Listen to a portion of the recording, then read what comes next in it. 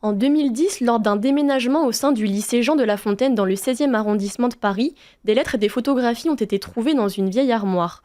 Enfouies là depuis des dizaines d'années, ces documents appartenaient à une ancienne élève, Louise Pikowski.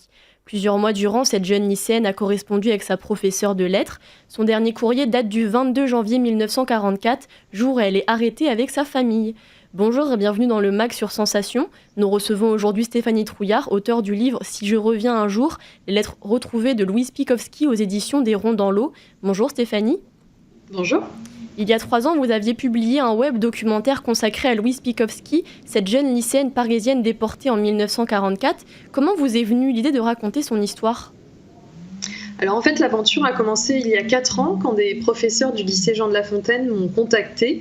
En fait, c'est une professeure de mathématiques qui en 2010 avait retrouvé par hasard dans une armoire du lycée des lettres et elle s'est rendue compte qu'elles avaient été écrites par une ancienne élève, donc Louise Pikowski, qui avait entretenu une correspondance avec l'une de ses professeurs pendant la Seconde Guerre mondiale. Et malheureusement, elle a vu très rapidement que Louise avait été déportée à Auschwitz et qu'elle y avait été assassinée. Et donc, elle avait envie de retracer le parcours de cette jeune fille. C'est pour ça que ses professeurs m'ont contactée. Et on a eu suffisamment de matière finalement pour raconter son histoire. Et comme moi je suis journaliste pour France 24, j'ai décidé d'en faire un web documentaire tout simplement pour le site internet de France 24, puisque quand j'ai lu ces lettres, les lettres de Louise, j'ai vraiment été frappée par l'intelligence et la maturité de cette jeune fille. Et donc j'avais envie quelque part de lui rendre hommage. Vous venez donc de sortir une adaptation de cette histoire en bande dessinée. Pourquoi ce format ? Pour que ce soit plus accessible à la jeune génération, par exemple ?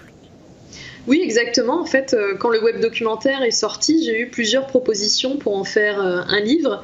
Et finalement, j'ai opté pour la bande dessinée, puisque je me suis dit que ce serait une bonne manière de raconter l'histoire sous un format différent, parce que le web documentaire c'est déjà assez écrit.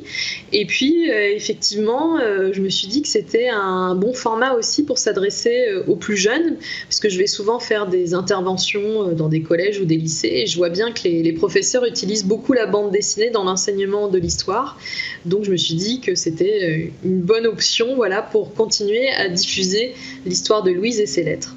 Cet ouvrage est donc en collaboration avec le dessinateur Thibault Lambert. Pourquoi l'avoir choisi pour illustrer votre bande dessinée ? Alors en fait, j'ai tout d'abord choisi la maison d'édition des Ronds dans l'eau qu'on m'avait conseillé. Et donc je leur ai envoyé tout simplement un message et ils ont été très intéressés par ce projet. Et je leur ai expliqué que je voulais une bande dessinée assez lumineuse, vivante, colorée, parce que j'avais déjà lu beaucoup de livres sur la Shoah qui étaient assez sombres, noirs, et je me suis dit que si on voulait s'adresser aux plus jeunes, il fallait que ce soit pas trop rebutant et pas vraiment dans ce style-là. Et donc ils ont pensé à Thibault Lambert, donc c'est un dessinateur belge avec qui ils avaient déjà collaboré, et j'ai regardé un peu ce qu'il avait fait, et ses dessins m'ont plu, puisque je trouve que c'est un style voilà, assez ouvert à tous, assez simple, vivant et coloré, et c'est ce que je voulais transmettre de la vie de Louise. Donc c'est une histoire qui est terrible, hein, ça se termine à Auschwitz, mais c'était une jeune fille qui aimait la vie et qui était resplendissante, en tout cas dans ses lettres, et c'est ce que j'avais envie de transmettre à travers cette bande dessinée. Alors si Anne Frank avait laissé un journal retrouvé par son père, les informations concernant Louise ont donc nécessité une très longue enquête. Combien de temps avez-vous mis à rassembler tous les éléments nécessaires à la reconstitution de son histoire ? Alors finalement, on a eu beaucoup de chance en fait dans cette enquête. Donc quand on m'a confié les lettres il y a 4 ans, la première chose que j'ai essayé de faire, c'était tout d'abord de retrouver des membres de la famille pour qu'ils m'apportent des informations sur Louise et ce qui lui était arrivé. Et en quelques jours, on a retrouvé des cousines éloignées qui vivent aujourd'hui à Jérusalem. Donc on a pu les contacter, on a pu aller les voir, leur montrer les lettres, et ils nous ont apporté des photos, des éléments sur l'histoire de la famille. On a aussi retrouvé des camarades de classe de Louise, qui est quand même assez extraordinaire, puisque c'est des femmes qui ont plus de 90 ans, et on a retrouvé notamment sa voisine de classe, qui elle aussi pu nous donner des éléments sur sa personnalité. Et puis on a trouvé aussi des éléments, bien sûr, aux archives nationales, aux archives du mémorial de la Shoah, qui nous a beaucoup aidés.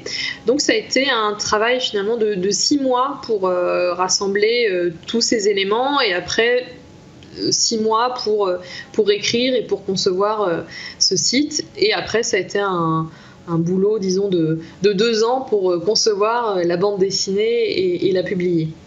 Au cours de votre enquête, vous avez donc pu retrouver des témoins, des camarades de classe ainsi que des membres de la famille de Louise.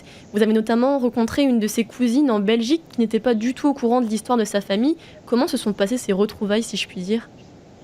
Oui, alors ça s'est fait après la publication du web documentaire. Peut-être que j'avais du mal finalement à lâcher l'histoire de cette famille, donc j'ai poursuivi en fait mes recherches sur la famille Pikowski et j'ai pu accéder à un dossier, le dossier naturalisation du père de Louise. Et j'ai découvert dans ce dossier qu'il avait un frère qui s'appelait Michel et qui était soi-disant parti vivre en Amérique. Donc ça m'a intriguée, je me suis dit que c'était le moyen de retrouver une autre branche de la famille.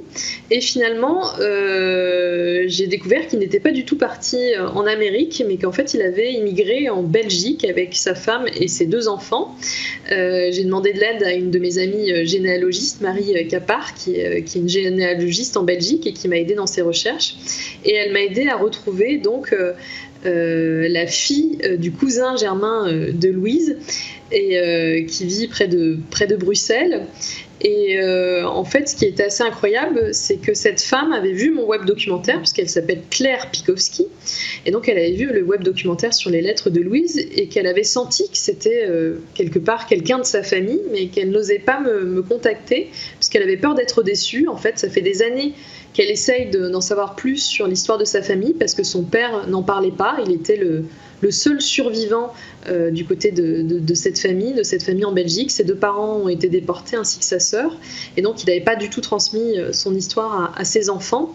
Et donc je lui ai envoyé un courrier, et c'est là qu'elle a appris que c'était bien sa famille, qu'elle a appris d'où venait sa famille, ses origines, et surtout je lui ai dit qu'elle avait encore de la famille en France qu'elle ignorait. Donc nous avons organisé des retrouvailles avec l'une de ses cousines éloignées à Paris, et c'était vraiment quelque chose de très émouvant. Et là je me suis vraiment sentie utile dans mon travail, parce que cette femme m'a expliqué que là elle sentait qu'elle avait ses 2 pieds à terre, en fait, qu'elle avait retrouvé la moitié de son identité. Et donc je suis très heureuse d'avoir permis ça, en fait, voilà, de me dire que ce travail a été utile, parce que cette femme maintenant elle est entière quelque part. Ouais, c'est une belle histoire en tout cas. Donc vous avez travaillé sur ce sujet pendant 4 ans. Pourquoi est-ce que ça a mis autant de temps ? Vous avez rencontré des difficultés pendant l'enquête ?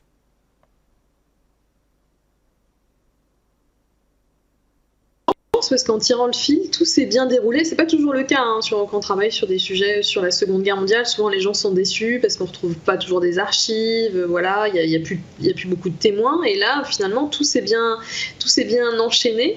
Mais comme je disais, par exemple, avec ce dossier naturalisation, c'est un dossier qui n'était pas accessible au départ parce qu'il se trouvait dans un centre d'archives qui n'était pas accessible à ce moment-là. Donc, j'ai dû attendre plusieurs mois avant de pouvoir accéder à ce dossier. Donc, ça a relancé finalement mon enquête. Des fois, ça fonctionne souvent comme ça, où on ne pense pas à tel centre d'archives, où il y a des gens qui nous contactent parce qu'ils ont entendu parler qu'on travaillait sur ce sujet. Donc des fois, ça peut vraiment basculer et prendre une autre voie. Donc faut être patient, mais ça finit par payer.